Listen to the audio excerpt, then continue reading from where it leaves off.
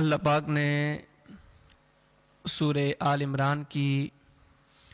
آیت نمبر 31 میں ارشاد فرمایا کہ کل ان کنتم تحبون اللہ فاتبعونی یحببکم اللہ ویغفر لکم ذنوبکم واللہ غفور الرحیم، کہ اے میرے نبی صلی اللہ علیہ وسلم آپ ان لوگوں کو کہہ دیں اگر آپ اللہ پاک سے محبت کرتے ہیں، بخشش کی امید رکھتے ہیں، تو آپ میرے نقش قدم پر چلیں، اللہ پاک کہ آپ محبوبی بن جائیں گے اور مولا کریم آپ کے سارے گناہوں کو معاف فرما دے گا۔ تو اس آیت مبارکہ سے معلوم ہوتا ہے کہ ایک مسلمان کے لیے سب سے عظیم مشعل راہ نبی کریم علیہ الصلوۃ والسلام کا نقش قدم اور راستہ ہے،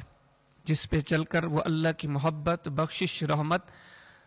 تمام تر اچھائیاں اور بھلائیاں وہ اسی راستے پہ پاتا ہے۔ اگر اس راستے کو چھوڑ کے لمحے بھر کے لیے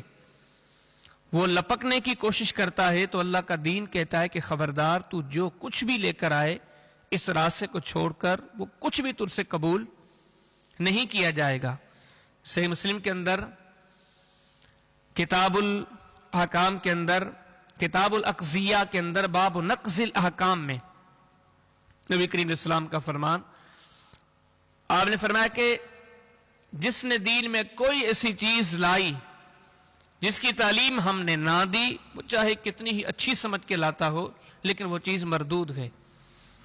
اور فرمایا ایسی مردود ہے کہ کل بدعت ضلالہ وکل ضلالۃ فی النار،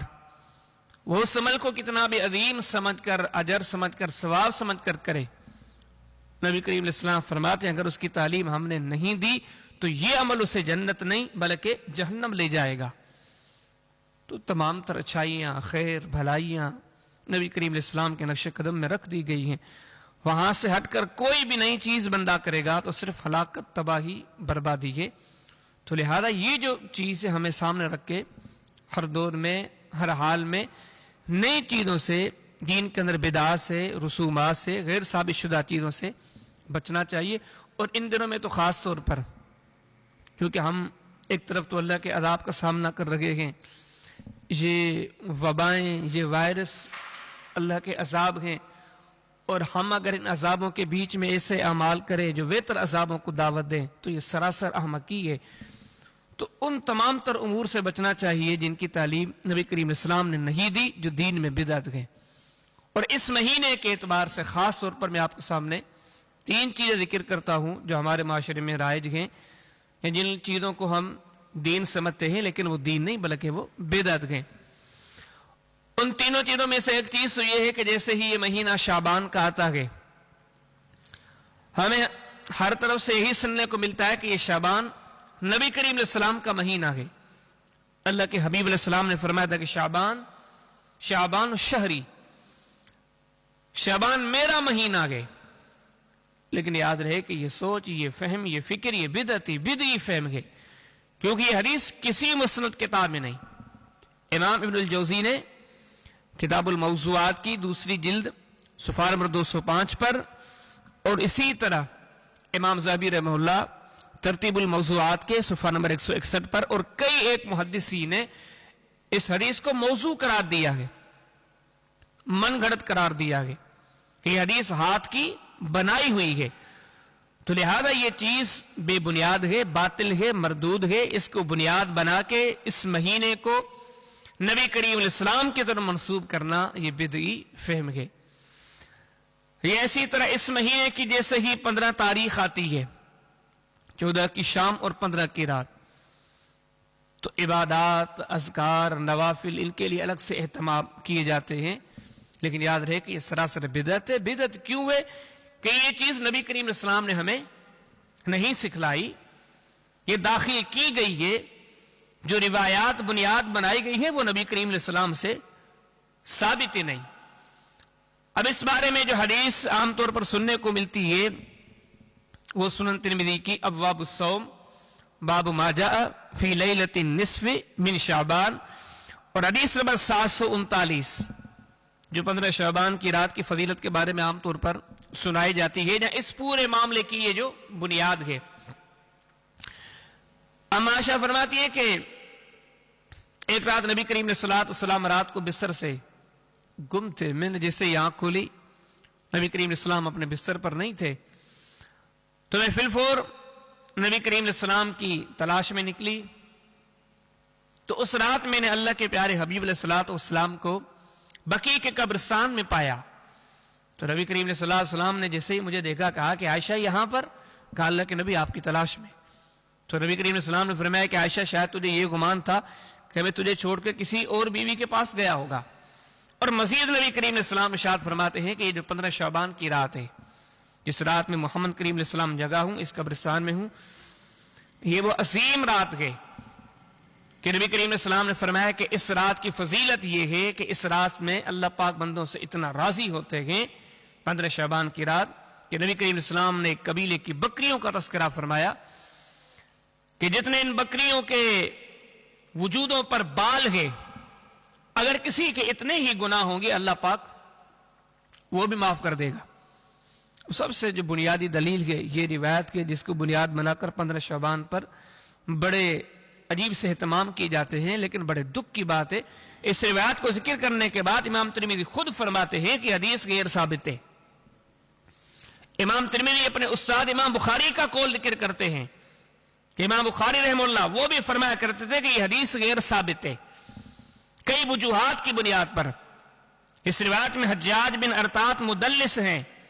ان کہہ کر رواج ذکر کرتے ہیں یہ حدیث کے باطل ہونے کی دلیل ہے. اور امام بخاری تو دوسری بھی صراحت کرتے ہیں کہ حجاج بن ارطاط کی یحییٰ بن ابی کثیر سے ملاقات ثابت نہیں. اور تیسری وضاحت کرتے ہیں کہ آگے سے یحییٰ بن ابی کثیر کی عروہ بن زبیر سے ملاقات ثابت نہیں. تو کئی ایسی وجوہات ہیں جن کی بنیاد پر یہ روایت ناقابل اعتماد ہے. اور اسی طرح ذخیر حدیث میں جہاں کہیں اس مفہوم کی روایات موجود ہیں محدثین امت نے بڑی وضاحت کے ساتھ بڑی صراحت کے ساتھ ان چیزوں کا تذکرہ کیا ہے کہ ان چیزوں میں سے کچھ بھی ثابت نہیں. لیکن اتنی وضاحتوں کے بعد بھی کوئی ان غیر ثابت باطل روایات کو بنیاد بنا کے دین میں اس جعلی چیز کو داخل کر کے عبادات اذکار نوافل ان چیزوں کا اہتمام کرے سراسر بدعت ہے. کیونکہ جس چیز کی نبی کریم علیہ السلام نے تعلیم نہیں دی آپ سے تعلیم دینا صحیح ثابت نہیں اس چیز کو داخل کیا جائے دین سمجھا جائے تو یہ بدعت ہے. اسی طرح اس ماہ شعبان کی ایک اور بدعت ہے کہ کافی لوگوں کا عقیدہ بنا ہے کہ اس مہینے کے آخری جو دن ہوتا ہے آخری دن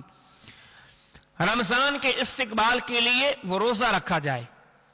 وہ کہتے ہیں کہ یہ بھی دین ہے. یاد رہے کہ یہ بھی بدعت ہے کیونکہ اس بارے میں جو حدیث عام طور پر سننے کو ملتی ہے حدیث کی کتاب سنن ترمذی کی ابواب الصدقات باب ما جاء فی فضل الصدقہ حدیث نمبر 663 کہ نبی کریم علیہ السلام سے پوچھا گیا کہ سب سے بہترین روزہ کون سا؟ اللہ کے حبیب علیہ السلام نے فرمایا شعبان کا آخری روزہ جس میں اشارہ ہے کہ جو رمضان کے استقبال میں رکھا جاتا ہے. اب اس روایت کو بنیاد بنا کے کئی لوگوں نے یہ تہیہ کر دیا بلکہ بعض علماء خطبہ مبلغین واعظین جو کچھ بھی تحقیق نہیں کرتے وہ ایسی روایات پیش کر کے لوگوں کے اندر یہ دعوت یہ پیغام یہ فکر پھیلاتے ہیں کہ رمضان کے استقبال میں شعبان کے آخری دن کا روزہ رکھا جائے. حالانکہ یہ روایت جس کے راوی ہیں صدقہ بن موسیٰ راجح تحقیق کے اعتبار سے یہ ضعیف و ناقابل اعتماد ہے. اب تقریب التہذیب کے ساتھ اس کا حاشا ہے تحریر و تقریب تہذیب علامہ ارناؤت کا اور دکتور بشار عواد کا بڑی وضاحت پائیں گے کہ یہ بندہ ناقابل اعتماد ہے. علامہ البانی رحمہ اللہ دیگر کئی ایک محدثین نے اس روایت کو غیر ثابت قرار دیا گیا بلکہ کئی اور ایسے قرائن بھی ہیں جو اس چیز کی دلیل ہے کہ یہ روایت ثابت نہیں. کیونکہ اس حدیث میں کیا کہا گیا کہ رمضان کے بعد سب سے بہترین روزہ شعبان کے مہینے کا آخری روزہ یعنی کہ جو رمضان کے استقبال میں رکھا جائے جبکہ صحیح روایت سے تو اس کے برعکس حقیقت ثابت ہے. صحیح مسلم کے اندر کتاب الصیام کے اندر ایک باب کے پورا کہ محرم الحرام کے روزوں کی فضیلت کا بیان وہاں پر حدیث 2755 نمبر نبی کریم علیہ السلام فرماتے ہیں کہ افضل الصیام بعد رمضان شہر اللہ المحرم سب سے بڑے جو فضیلت والے روزے رمضان کے بعد کے گئے، نبی کریم علیہ السلام فرماتے ہیں کہ وہ محرم کے روزے ہیں۔ صحیح مسلم کی صحیح حدیث سے ثابت ہے کہ رمضان کے بعد دوسرا درجہ محرم الحرام کا گئے، محرم الحرام کے روزوں کا گئے۔ یہ جو ترمذی شریف کی حدیث کے اندر کہا گیا کہ نہیں شعبان کے روزوں کا، تو یہ مسلم کی حدیث بھی اس چیز کی طرف اشارہ کرتی ہے کہ یہ روایت غیر ثابت ہے، بلکہ اس کے بجائے ابواب الصوم کے اندر ایک پورا باب گئے کہ شعبان کے دوسرے حصے میں، یعنی کہ آخری حصے میں، آخری 15 دنوں میں روزے رکھنے کی ممانعت کا بیان، اور یہ حدیث ہے 738 نمبر۔ وہاں پر تو بڑی وضاحت کے ساتھ نبی کریم علیہ السلام نے ارشاد فرمایا کہ لا تصوموا، کہ شعبان کے آخر میں آپ روزے نہ رکھیں۔ یہ ایک اشارہ ہے اس چیز کی طرف کہ رمضان کے استقبال کے لیے۔ باقی ویسے شعبان میں روزے رکھنا، خود نبی کریم علیہ السلام بہت روزے رکھتے تھے، جو بندہ رکھنے والا رکھ سکتا ہے، لیکن رمضان کے استقبال کے لیے شعبان کا آخری روزہ رکھنا یہ بدعت ہے، کیونکہ نبی کریم علیہ السلام سے باسند صحیحہ اس کی تعلیم ثابت نہیں۔ 15 شعبان کی رات کے اندر، بلکہ یہ رات بدعت نہیں بدعات کا مرکب ہے۔ 15 شعبان کی رات کے بارے میں کچھ بھی ثابت نہیں، اور اسی کے ساتھ تیسری یہ بات کہ اس مہینے کو، اس شعبان کے مہینے کو نبی کریم علیہ السلام کا مہینہ قرار دینا، یہ بھی بدعی فہم ہے۔ تو مسلمان کو تو چاہیے، مسلمان کے لیے پوری زندگی عمل عبادات اذکار کے لیے پڑی ہوئی ہے، اور کوشش کرے کہ ان ایام، ان حالات میں جو کہ ہم سب کچھ سمجھ رہے ہیں کہ کیسے مشکل مراحل میں ہم گزر رہے ہیں، ہمیں کوشش کرنی چاہیے ہر وہ عمل، ہر وہ چیز جو نبی کریم علیہ السلام سے ثابت نہیں، یہ ضد کی بنیاد پر، اناد کی بنیاد پر کر کے ہم اللہ کے عذاب کو مزید دعوت نہ دیں۔ ہم کوشش کریں نبی کریم علیہ السلام کے نقش قدم کو تلاش کریں، نبی کریم علیہ السلام کی سنت کو تلاش کریں، اللہ کے حبیب علیہ السلام سے ثابت شدہ اعمال کو تلاش کریں، جن کے کرنے کے نتیجے میں یحببکم اللہ، اللہ کی محبوبیت کا تحفہ مل سکتا ہے، وَيَغْفِرْ لَكُمْ ذُنُوبَكُمْ، گناہ بخش کیے جا سکتے ہیں، اللہ پاک راضی ہو جائے، گناہ بخش دیے جائیں، دنیا آخرت کے سارے معاملات حل ہو جائیں۔ تو آئیے ان ساری باتوں کو سامنے رکھتے ہوئے بدعات سے بچیں اور سنتوں کے علم بردار بنیں۔